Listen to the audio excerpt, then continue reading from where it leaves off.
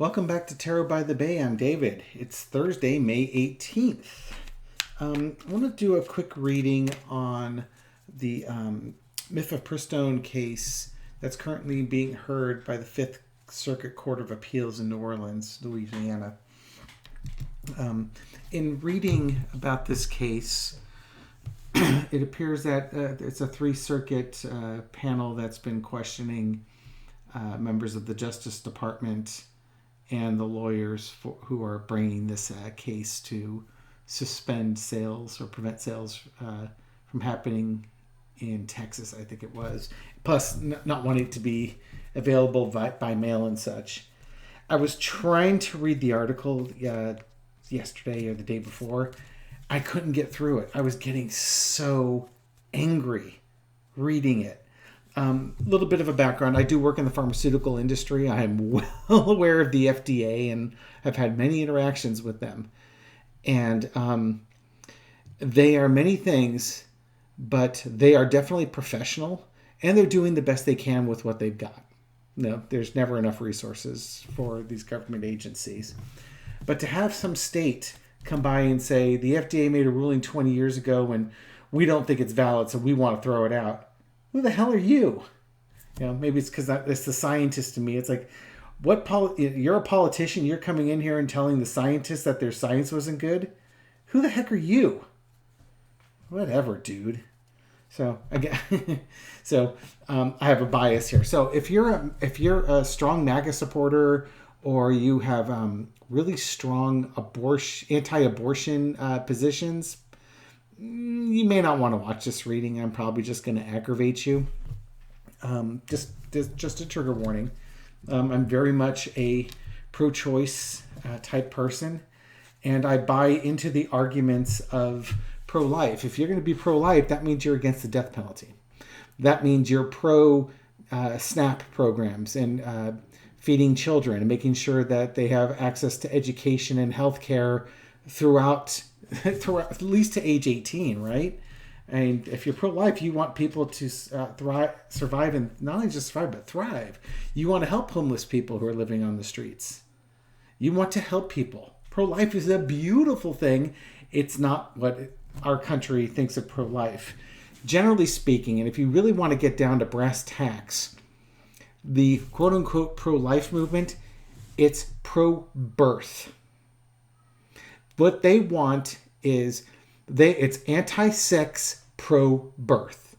So if you think about it, if a woman is being promiscuous, as she's allowed to be, if she has sexual relations and she gets pregnant and doesn't want to be pregnant, the pro-birthers out there are taking away all of her ability to terminate that pregnancy. And it's not because they want the child in there and they're going to take care of it. They want to punish her for her promiscuity. The pregnancy is the punishment for the behavior. That's pretty much, in a nutshell, what it's all about. All the work that baby boomers and Gen Xers and other generations did to boost up women's rights are just being undermined by a group of people that want to punish you for having sex before you're married. And with the thing that they ignore is that a lot of the women that do get pregnant, they're married. They've had kids. They don't want to have any more kids. It's ridiculous. Okay, so 4 minutes in. Let's go ahead and start this reading, shall we? For entertainment purposes only. I might get irritated. So Spirit, help me not be irritated. Help ground me here so I can give a fair and unbiased reading. What's the current situation with this Fifth Circuit Court of Appeals? Are they going to rule in favor or against allowing Mifepristone to be continued to be prescribed?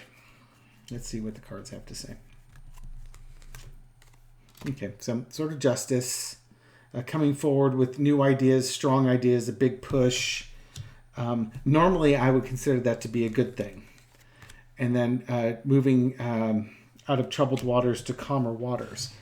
I could be surprised in that they actually listen to what the majority of Americans want and get out of this turbulent debate to calm things down. I don't hold that. Let's see, what's the underlying card? Huge burden. Okay. My intellectual mind says that they're going to try and cancel it, which means it'll be sent up to the Supreme Court, which won't want to hear it, and they'll kick it back down to the states. But I think there might be a lot of pressure on this court to keep things the way they are, because things are the temperature is too high right now to be causing all this turmoil in here. And it's not fair to women to do this. Now, this sword, unfortunately, I think this sword is their new sword of truth. I think they think they've got the crown, and they've got the punch, and they're going to lead it forward because they want to put this issue to rest. That's what I really think this is all about.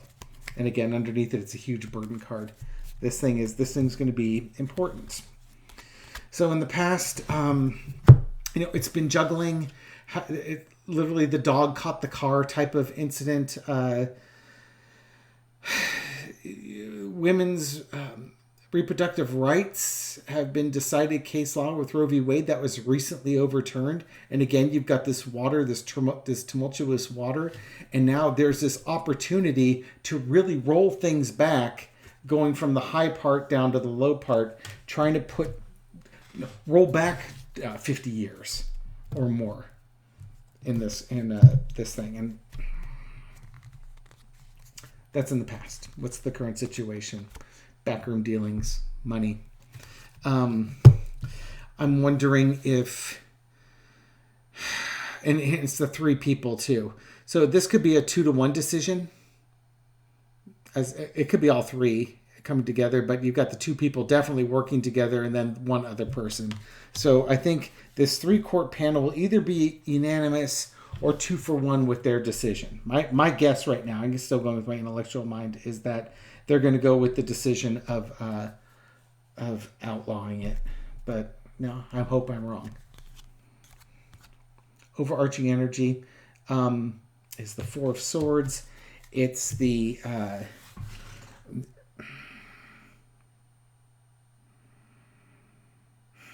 is it really?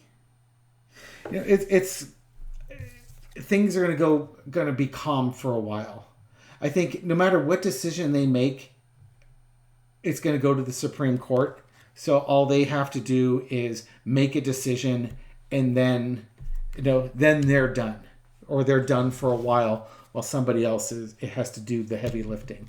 Whether it's the DOJ taking it to the Supreme Court, or the people, or the state that wants to ban this takes it to the Supreme Court. This is going to the Supreme Court. Overarching energy is the happy family card. We have to think about the family and the children.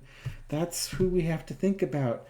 This right there, that tells me the GOP's behind this. Of course they are. And yeah, this thing's going to get kicked up because the GOP is working with this. Outcome, and here's the money. Outcome is good decision. And again, it's crumbs for the poor.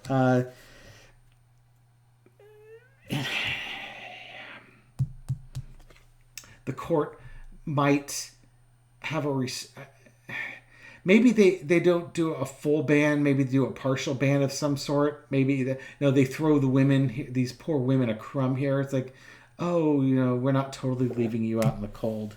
We'll give you a little something here. So I expect, and maybe that's what these backroom negotiations are, is to do that. So okay, so what do we have? I think summing up, we have they have the sword of righteousness, let's call it, and then things are going to be calming down. You can almost look at this card like the woman and the child have to go somewhere else if they want to get an abortion, because this court's going to try and get this product banned. Now they can't.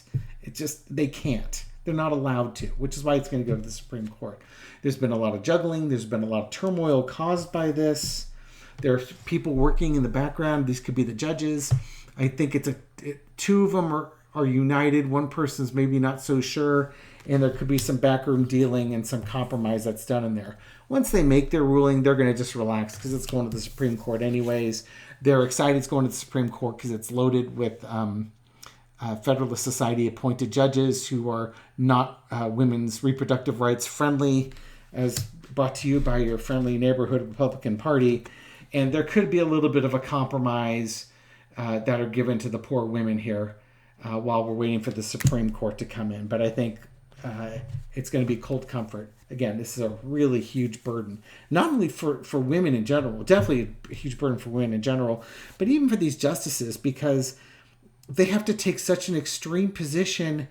And the problem is when you do something like that, you open up Pandora's box for other things.